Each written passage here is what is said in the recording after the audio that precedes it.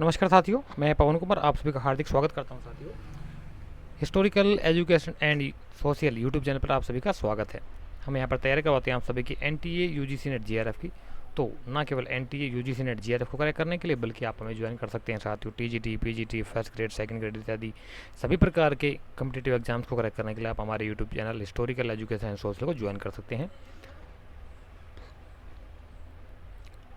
हम यहाँ इसके अलावा हमारा एक टेलीग्राम चैनल साथी उसका लिंक आपको वीडियो को नीचे डिस्क्रिप्शन बॉक्स में मिल जाएगा, वहाँ पर ज्वाइन कर सकते हैं।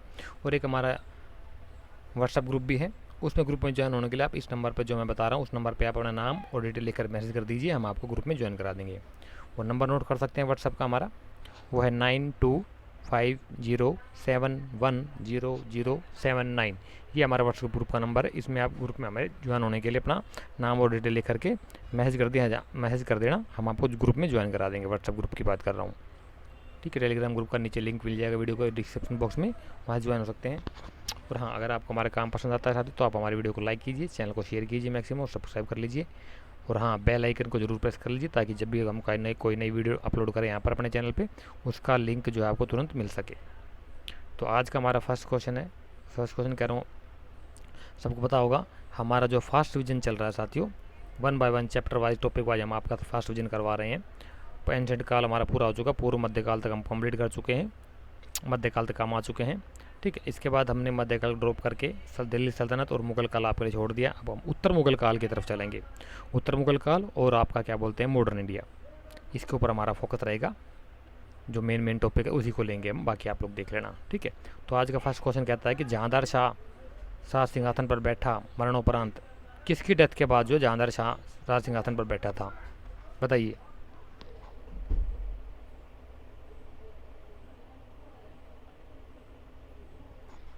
आंसर करने के लिए आपको 30 सेकंड का टाइम दिया जाएगा। 30 सेकंड्स के अंदर ही आपने अपना राइट आंसर चूज करके पुटअप करना है। बताइए राइट आंसर क्या होगा इस क्वेश्चन का। तो क्वेश्चन नंबर फर्स्ट का जो आज का फर्स्ट क्वेश्चन उसका राइट आंसर होगा ऑप्शन नंबर ए, यानी कि ये बैठा था बहादुर शाह प्रथम के बाद में जहांदार शाह। क्लियर, थोड़ा जल्दी चलेंगे, फटाफट आंसर करने का प्रयास कीजिए। स्टडी मटेरियल बहुत बचा हुआ अभी हमारे पास, टाइम हमारे पास कम है। क्या तक निम्नलिखित में से किस मुगल बादशाह ने आलमगीर 2 की उपाधि धारण की थी। आलमगीर फर्स्ट कौन था पहले तो ये बताना चाहिए आपको। तो आलमगीर जो फर्स्ट की जो उपाधि धारण की थी वो की थी आपके औरंगजेब ने, ठीक है। औरंगजेब फर्स्ट और आलमगीर फर्स्ट की उपाधि तो औरंगजेब की थी, और आलमगीर 2 की उपाधि किसकी थी बताइए।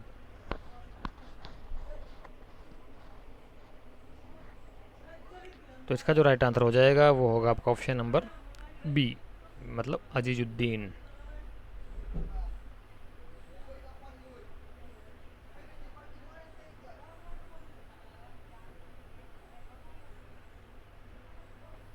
बताइए क्या सही नहीं है, इनमें से कौन सा कथन जो बहादुर शाह जफर के बारे में सही नहीं है, बताइए।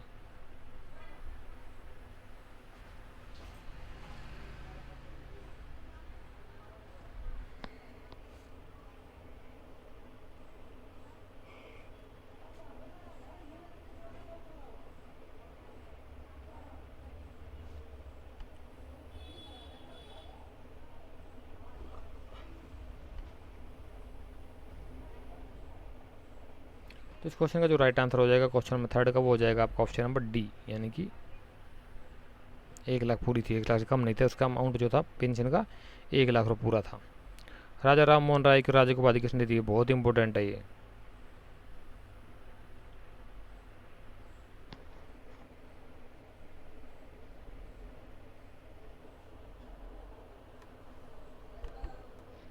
अब आपको 30 सेकंड के बाद खाली 10 से 15 सेकंड का बीच में टाइम मिलेगा। 10 से 15 सेकंड में ही आपने अपना आंसर पुटअप करना है। फटाफट चलेंगे भाई साहब, फास्ट रिविजन करेंगे अब हम, असली वाला फास्ट रिविजन जिसको कहते हैं, ठीक है। तो बताइए इसका राइट आंसर क्या होगा।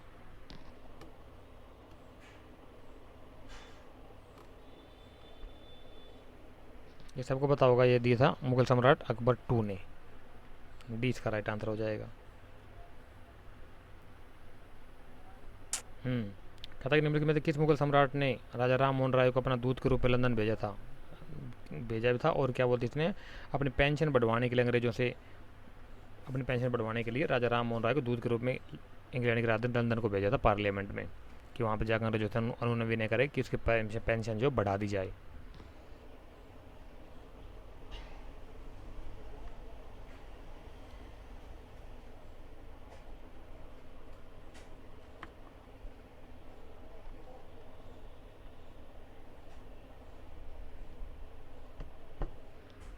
तो इस क्वेश्चन का जो राइट आंसर होगा साथियों वो हो जाएगा आपका ऑप्शन नंबर सी, यानी कि अकबर टू।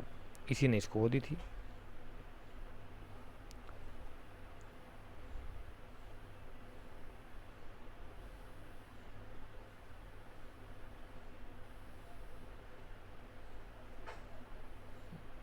बहुत ज़्यादा बड़ा क्वेश्चन हो जाएगा तो चलो बताइए।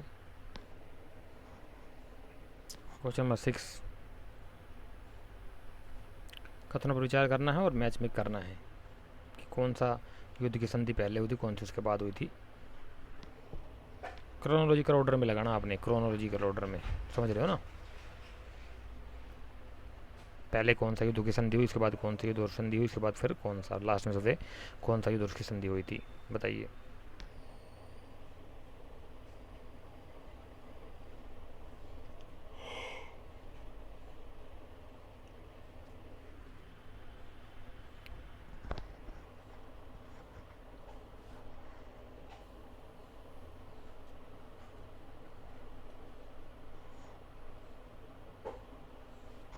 तो इसका जो राइट आंसर होगा साथी वो हो जाएगा आपका ऑप्शन नंबर सी, ABC, यानी कि 4-1-3-2। मैच खुद कर लेना भैया अपना।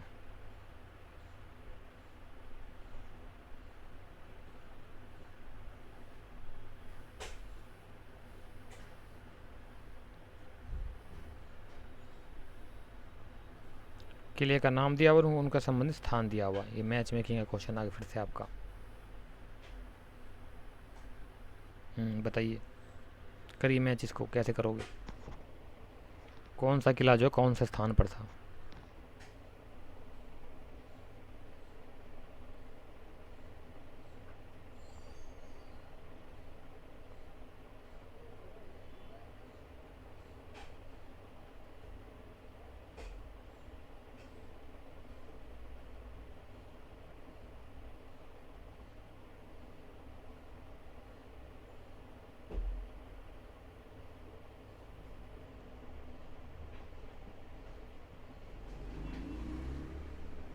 ये जो बम्बई है ना, इसको यहाँ पे कर लेना। 5वां ऑप्शन जो है आपका बम्बई आ जाएगा। वहाँ यहाँ की बजाय यहाँ पे कर लेना। 5वां ऑप्शन जो आपका बम्बई है। तो ABCD 1 2 3 4 5 में मैच करो।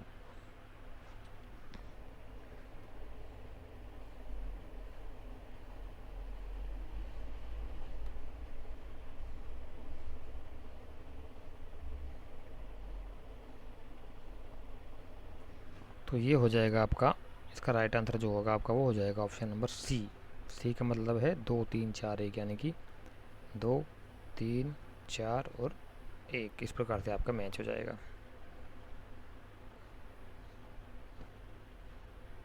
स्क्रीनशॉट ले लो, फ्यूचर रेफरेंस के लिए आपके काम आएगा। क्या दिक्कत है। फिर आ गया आपका नेक्स्ट, क्या बताइए, कौन सा युग्म सही सुमेलित है।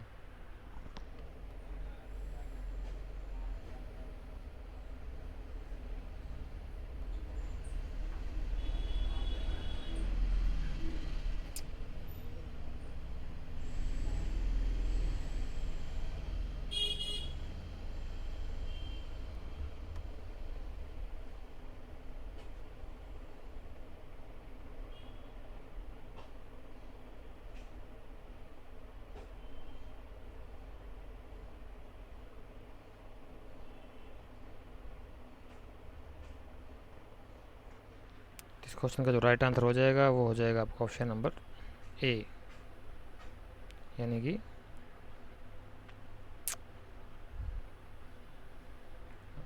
ये आपका वांडी बास का जो है फ्रांसीसी ईस्ट इंडिया कंपनी के दोनों के बीच में हुआ था। ये आपका कथन कारण वाला क्वेश्चन आ गया। अदर्थन और रीजन बोले तो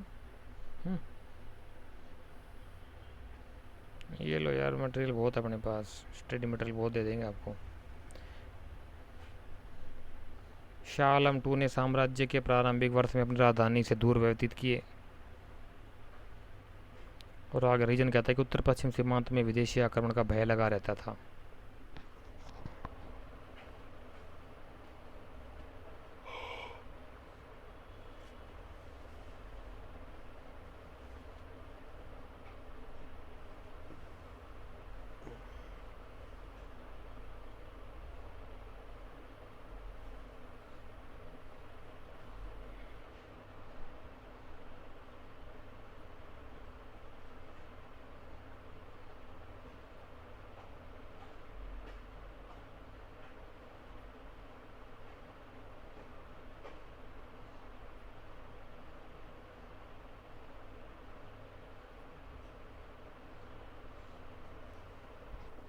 तो यहाँ की जो राइट आंसर, इसका जो राइट आंसर हो जाएगा साथी, वो हो जाएगा आपका ऑप्शन नंबर, कहाँ चला गया, अच्छा, हाँ ठीक है, आगे आएगा इसका क्वेश्चन नंबर 14 है ना, ठीक है 14 का आगे ले लेते हैं। ए हो जाएगा इसका राइट आंसर, ए होगा, यानी कि ए और आर दोनों सही, और आर जो ए की सही व्याख्या आपका करता है। ठीक है, अब नेक्स्ट क्वेश्चन आपका ये आ जाएगा क्या, ये बताइए इसका राइट आंसर क्या होगा। दिक्कत कर रहा है यार ये, क्या करना पड़ेगा। प्रथम कर्नाटक युद्ध के संदर्भ में निम्नलिखित कथनों पर विचार कीजिए, बताइए कौन सा कथन सही है इसमें से।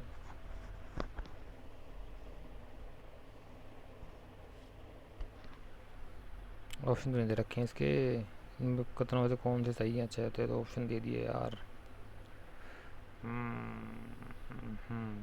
बताइए, चलो भाई इसको इधर कर देते हैं, अब बताओ।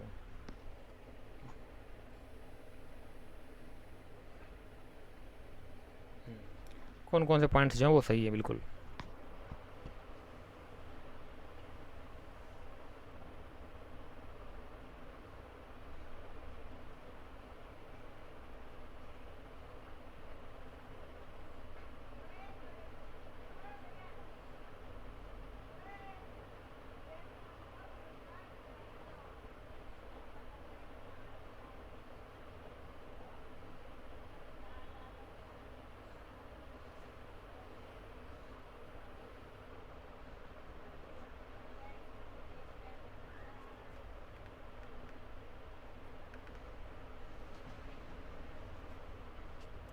क्वेश्चन का जो राइट आंसर हो जाएगा वो हो जाएगा आपका ऑप्शन नंबर सी, यानी कि 1, 2 और 4, यानी कि 2, 4 और एक पहले वाला इसका ऑप्शन जी। ये युद्ध जो है 1746 से 48 के बीच में समाप्त हुआ, 1746 में शुरू हुआ, 1748 में ख़त्म हुआ, इनकी फर्स्ट 2 और ये तीनों के पॉइंट सही हो जाएंगे। बताइए क्वेश्चन 16 का राइट आंसर क्या होगा। हुगली को बंगाल की खाड़ी में समुद्री लूटपाट के लिए किसने अड्डा बनाया था। ये यूरोपियन सारे हरामखोर थे, कुछ नहीं आता इनके पास, ना धन दौलत थी, ना पैसा था, ना व्यापार था इनके पास, ना कला संस्कृति साहित्य सभ्यता है, मोनूमेंट्स, कृषि, इकोनॉमी, कुछ नहीं था। भूखे नंगे लोग साढ़े, आज हमें पाठ पढ़ाते मानवता का।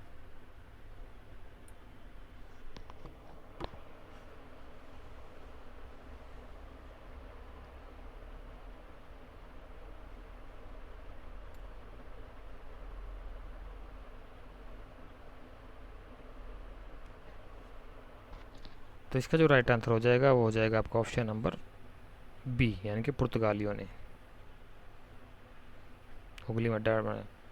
हाँ, ब्लू वाटर इंपॉर्टेंट है साथी। निम्न में से कौन सा नीला जल योजना ब्लू वाटर नीति संबंधित है।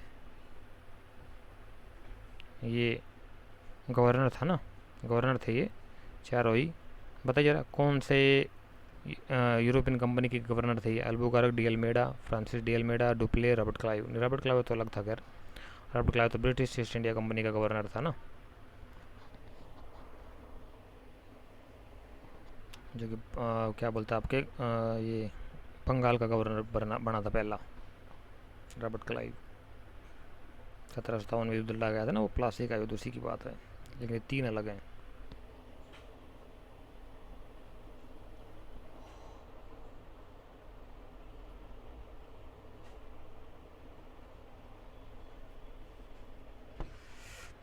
तो इसका जो राइट आंसर हो जाएगा वो हो जाएगा आपका option number B, de Almeida, Francis de Almeida.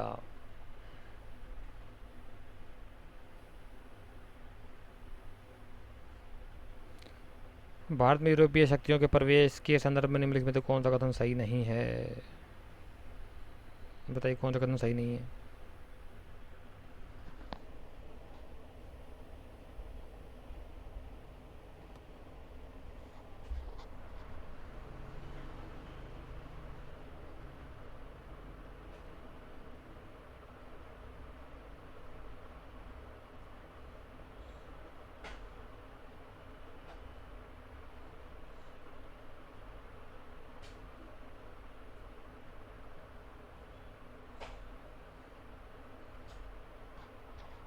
तो इसका जो राइट आंसर हो जाएगा साथियों वो हो जाएगा आपका ऑप्शन नंबर बी। पुर्तगालियों ने 1990 ये कथन गलत है। कब किया था? 1510 की बात है।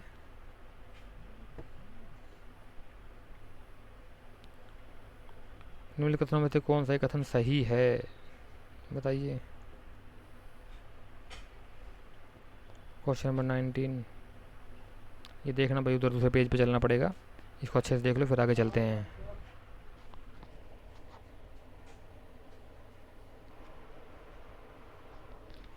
डचों के एक कहता है कि डचों ने पुर्तगालियों को पराजित किया और आधुनिक कोची में उन्हें फोर्ट विलियम्स का निर्माण किया। आगे चलते हैं और कथन क्या कहते हैं। ए बी सी डी, इनको देख लो।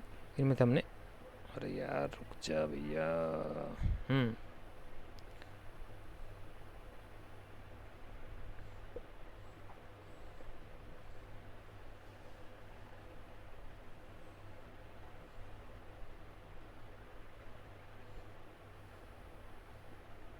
बताइए इसका राइट आंसर क्या होगा।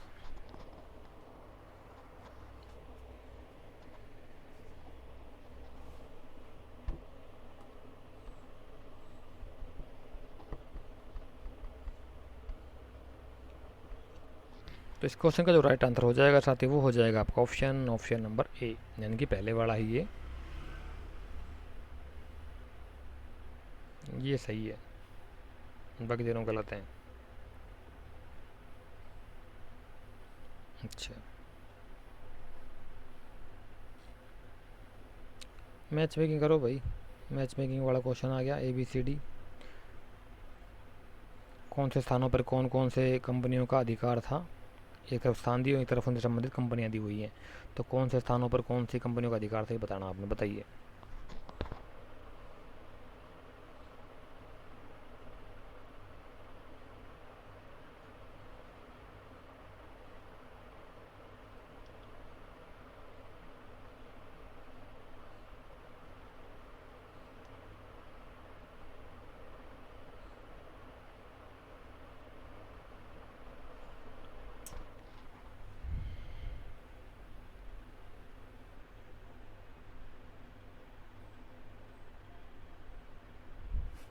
ये आज़ादी ना कोई आज़ादी नहीं आई थी। क्यों? क्योंकि साथ देखिए 1947 में आज़ाद हो गए थे, लेकिन 1956 तक हमारा यहाँ पर जो आर्मी का जो मेन लीडर था, यानी कि कह सकते हैं रक्षा मंत्री, और लीड तीनों कमांडो का जो लीड करता वो गोरा था, अंग्रेज था। ठीक है, इसी प्रकार से गोवा के ऊपर अधिकार था किनका? पुर्तगालियों का। कब तक? 1961 तक लेकर के 1964 पूर्णतः आज़ाद हुआ। 1961 में मुहिम चली थी। तो साथ सोच देखिए फिर कैसे आज़ादी आई। 1947 में कहते हैं हम आज़ाद हो गए थे, लेकिन गोवा वाले यहीं बैठे थे। गोवा हमारा गुलाम था अभी तक। 1961 में आज़ाद हुआ जा करके, बताइए। तो ये मैच कर लीजिए, बी का थर्ड हो जाएगा। बी का थर्ड इसमें एक ही है, बी का थर्ड ये 2 3 4 2 3 4 1, सिंपल ऐसे मैच कर लो आप। बी हो जाएगा इसका राइट आंसर। मेरे साथ बी होना चाहिए, देखते हैं क्या राइट आंसर देगा। बी है, ठीक है। कहता है कि पुर्तगाली उपनिवेश का प्रथम भारतीय वायसराय भारत में कौन था। बताइए, पोर्चुगीज का वायसराय कौन था भारत के अंदर? भारत की बात हो रही है।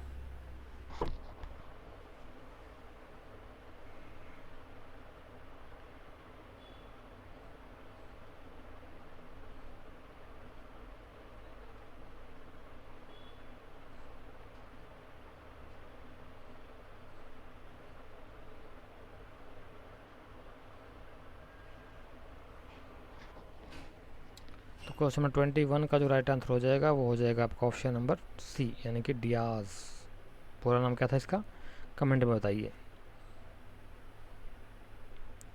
भारतीय पुर्तगाली शक्ति का वास्तविक संस्थापक कौन था?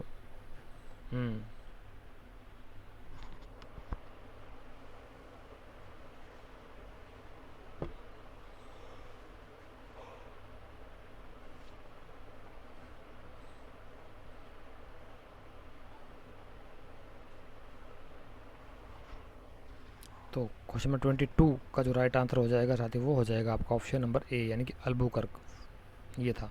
और जो डायज था वो डियाज था, ये बार्थोलोम्यू डियाज नाम है उसका पूरा, ध्यान देना चीज़ के ऊपर।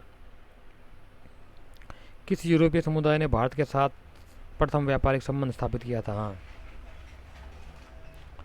यूरोपीय कौन सा यूरोपीय जो है समुदाय भारत में आया था पहले? सिंपल क्वेश्चन, बिल्कुल हलवा क्वेश्चन, काम नहीं बताओ इसका, हलवा क्वेश्चन का आंसर क्या होगा?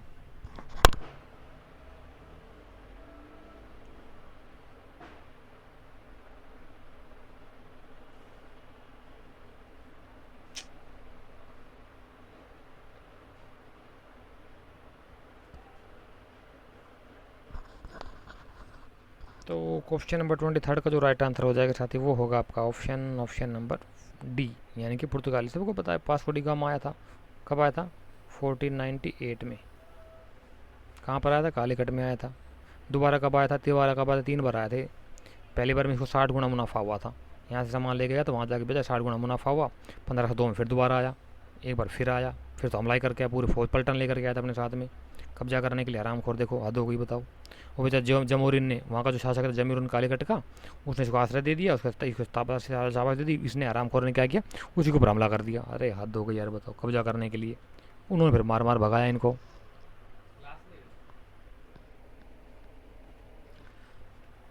ऐसे आराम खोर थे ये। ले मैंने इस क्वेश्चन का think of devil devil appears वाली बात हो गई। क्या उस शासक का नाम पता है जिसने वास्को डी गामा का कालीकत में स्वागत किया? कौन था बताइए वो? अल्बुकर्क था, या फिर आपका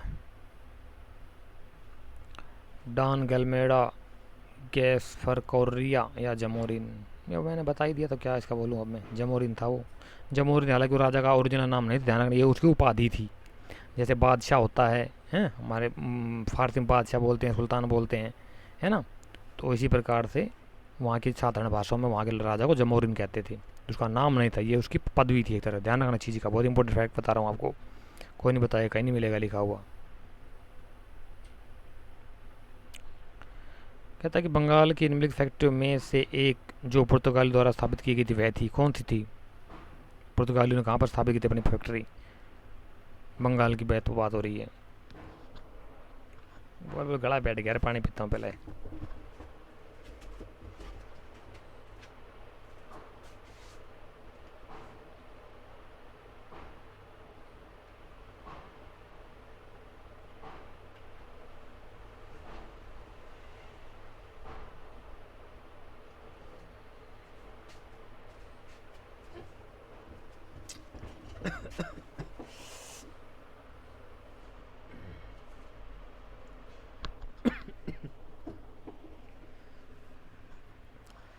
तो 25 का जो राइट आंसर होगा साथी वो हो जाएगा, कौन सा हो जाएगा आपका? ऑप्शन नंबर सी, यानी कि हुगली। ये बंगाल में है, हुगली पर एक डिस्ट्रिक्ट है हुगली। भारत के साथ व्यापार के लिए सर्वप्रथम संयुक्त पूंजी कंपनी किन लोगों ने प्रारंभ की? ये तो पता ही होगा, सिंपल सी बात है।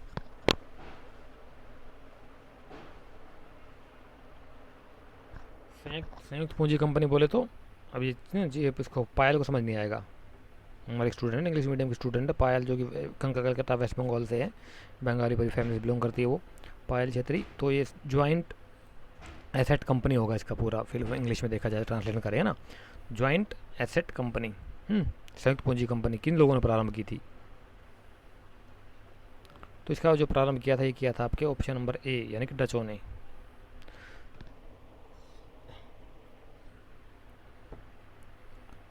नेक्स्ट क्वेश्चन क्या था? निम्नलिखित में से किन स्थानों पर डचों ने अपने व्यापारिक अड्डे स्थापित किए?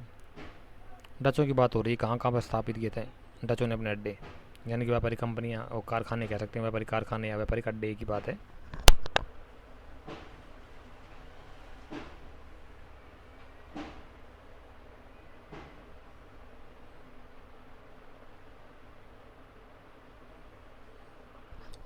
फटाफट आंसर किया करो साथियों। मैं सोच रहा हूँ कम से कम एक वीडियो में 50-50 क्वेश्चन कवर कराऊँ आपके। अब टाइम कम है तो हम फटाफट चलेंगे, फास्ट रिवीजन करेंगे असली वाला। तो आप भी थोड़ा सा कोऑपरेट कीजिए। तो इस क्वेश्चन का जो राइट आंसर होगा वो होगा आपका ऑप्शन नंबर डी, सभी साथियों। ये बहुत इंपॉर्टेंट है तो का स्क्रीनशॉट ले लिया करो। डचों के द्वारा भारत के व्यापार के लिए किस या किन बंदरगाहों का उपयोग किया गया? डचों की बात हो रही है।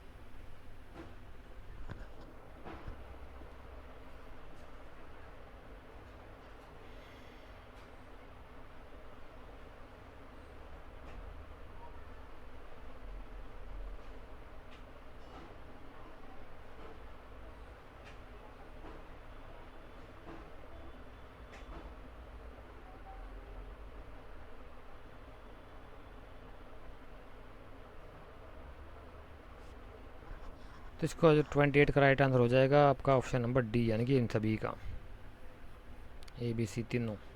मछलीपट्टनम,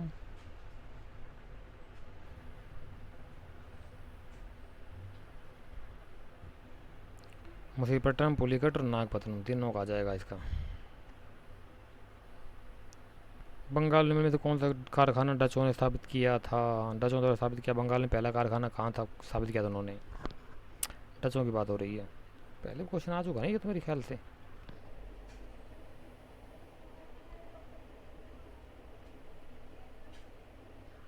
इसका राइट आंसर हो जाएगा option number A, Chinsurah.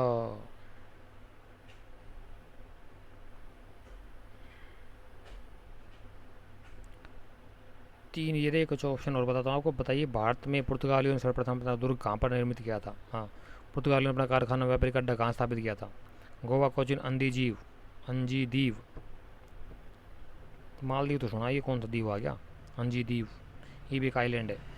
Andaman Nicobar island है जैसे, ऐसे ये भी है अंजी द्वीप। दमन और दीव जैसे है ऐसे ही है अंजी द्वीप। इंडियन टेरिटरी में होते हैं ये। तो कहाँ क्या था? तीन ये हो गए, चौथा दिखा रहा हूँ मैं आप सभी को।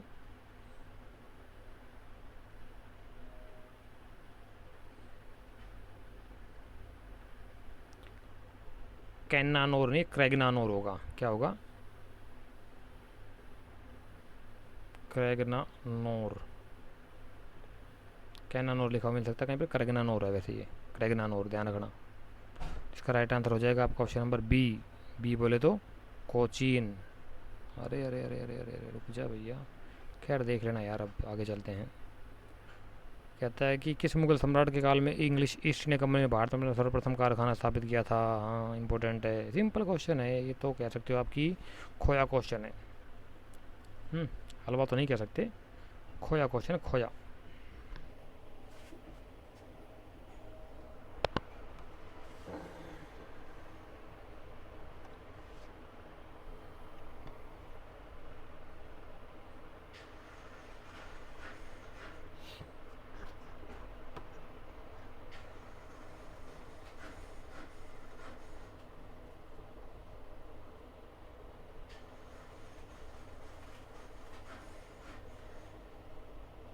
तो इस क्वेश्चन का जो राइट आंसर हो जाएगा साथी वो हो जाएगा आपका ऑप्शन नंबर ए, यानी कि जहांगीर के शासनकाल में। जहांगीर ने तो इसको ऑर्डर वो दिया था ना, फरमान जारी किया था ईस्ट इंडिया कंपनी को बंगाल में व्यापार करने के लिए। ईस्ट इंडिया कंपनी के समय इंग्लैंड का शासक कौन था?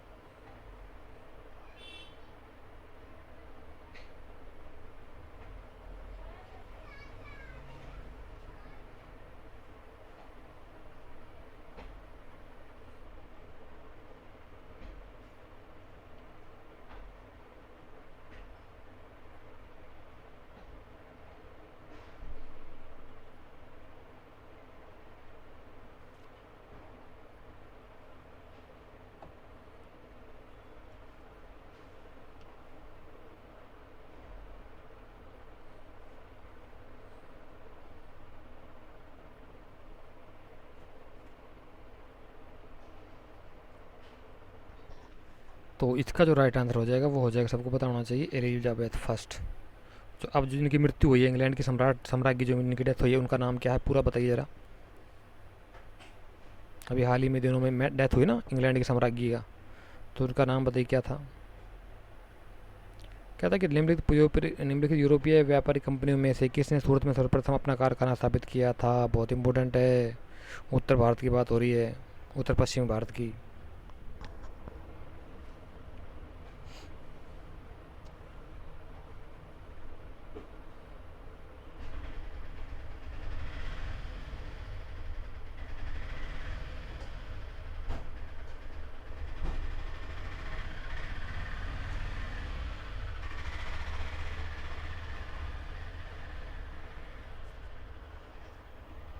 तो इसका राइट आंसर हो जाएगा आपका ऑप्शन नंबर फर्स्ट आएगा, अंग्रेजों ने स्थापित किया था, ध्यान रखना। अंग्रेजों ने पहला व्यापारिक केंद्र कहाँ स्थापित किया था। ये सिंपल क्वेश्चन है, छोड़ो इसको, वही सूरत आ जाएगा। रबड़ी क्वेश्चन आ गया था। कहता है कि 1613 में इस अंग्रेजी ईस्ट इंडिया कंपनी को कहाँ एक कारखाना, व्यापार स्थल या व्यापारिक अड्डा स्थापित करने की अनुमति मिली। बताइए, 1613 की बात हो रही है।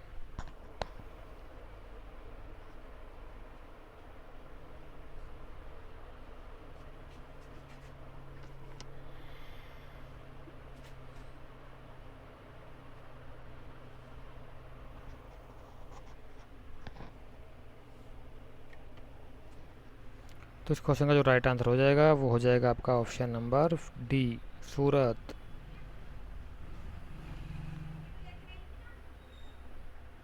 हाँ, पुर्तगालियों के विरुद्ध अंग्रेजों की सफलता में निम्नलिखित में तो कौन सा कारण नहीं था। दो ही ऑप्शन इधर है, दो ऑप्शन उधर दिखाऊंगा, पहले इनको अच्छे से देख लें फिर उधर चलेंगे।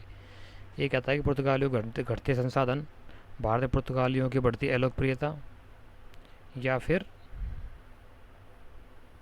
36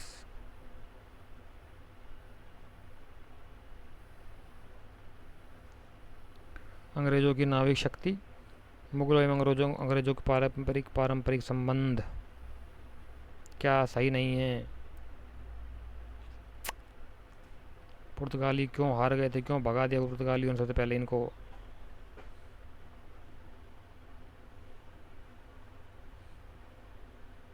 तो इसका राइट आंसर हो जाएगा आपका ऑप्शन नंबर डी, मुगलों और अंग्रेजों के व्यापारिक संबंध। ये सही नहीं है, बाकी तीनों ठीक है।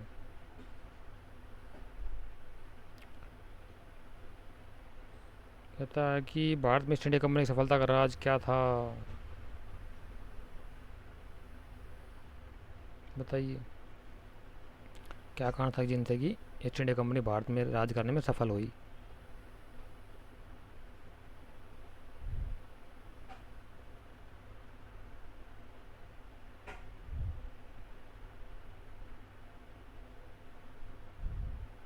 तीनों आ जाएंगे इसके, तो राइट आंसर सिंपल डी हो जाएगा, है ही क्या इसमें। और अरे अरे अरे अरे रुक जा भैया, कुछ ज़्यादा फास्ट नहीं हो रहा आजकल।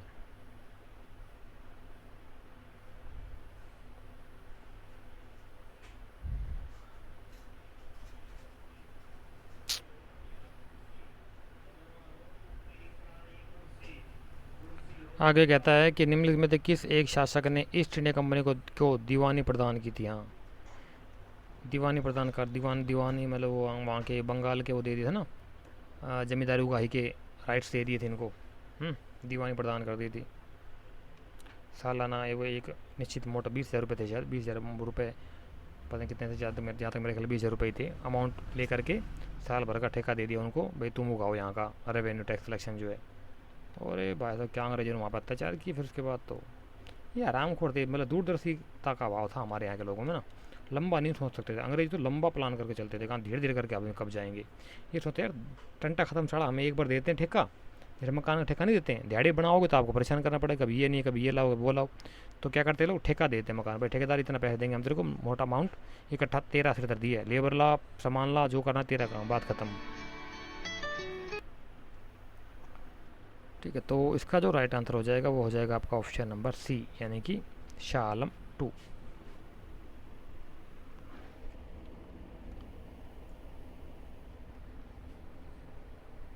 तो इसका राइट आंसर हो जाएगा आपका शाह आलम 2। ठीक है, आगे चलते हैं। कहा गया था कि सेंट जॉर्ज भारत के किस राज्य में स्थित था। हाँ, ये सबको पता होगा। सबसे पहला किला बनाया था अंग्रेजों ने सेंट फोर्ट जॉर्ज। कहाँ बनाया था? ये बनाया था आपका। आप राइट आंसर करो, फिर बताता हूँ मैं राइट आंसर क्या होगा इसका। बताओ फटाफट क्या होगा यार।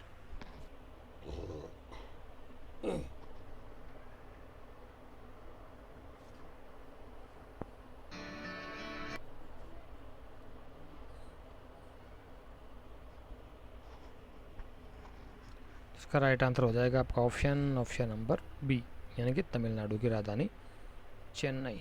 तमिलनाडु में गया था, मद्रास में, उस समय मद्रास था, अब चेन्नई हो गया है। निम्नलिखित किलों में ब्रिटिश ने किसका सबसे पहले निर्माण किया? हाँ, ये भी आ जाएगा। राइट आंसर होगा इसका सेंट फोर्ट जॉर्ज ए। ठीक है, तो ये कुछ क्वेश्चन थे साथियों जिनका हमने वन करके सोल्यूशन किया है। नेक्स्ट वीडियो में हम दोबारा फिर से मुलाकात होगी आप सभी के साथ में। तब तक के अपने कंट्री स्टडी में लगे रहिए। जय हिंद और जय Bharat. Thank you so much.